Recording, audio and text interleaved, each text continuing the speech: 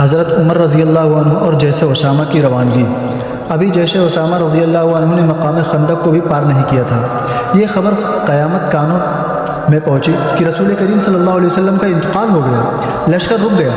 حضرت اسامہ رضی اللہ عنہ حضرت عمر رضی اللہ عنہ کے پاس آئے اور کہا آپ رسول اللہ صلی اللہ علیہ وسلم کے خلیفہ کے پاس جائیں اور ان سے اجازت طلب کریں کہ لوگ واپس لوٹ آئیں، کیونکہ مجھے خلیفہ رسول کے متعلق اطمینان بھی نہیں ہے اور کہیں مشرکین مسلمانوں کے قیمتی سامان کو اٹھا نہ لے جائیں۔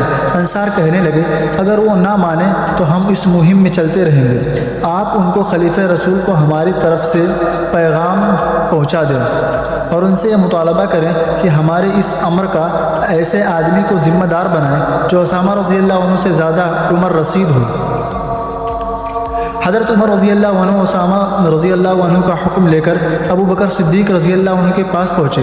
حضرت اسامہ رضی اللہ عنہ کی ساری بات بتائی۔ حضرت ابو بکر رضی اللہ عنہ نے فرمایا کہ اگر یہاں کے کتے اور بھیڑیے مجھے اٹھا لے جائیں تب تک میں رسول اللہ صلی اللہ علیہ وسلم کا کیا ہوا فیصلہ واپس نہیں لوں گا۔ حضرت عمر رضی اللہ عنہ نے کہا کہ انصار نے بھی مجھے آپ تک یہ پیغام پہنچانے کا حکم دیا ہے، وہ مطالبہ کر رہے ہیں کہ اسامہ رضی اللہ عنہ سے زیادہ عمر والا شخص ان کا والی بنایا جائے۔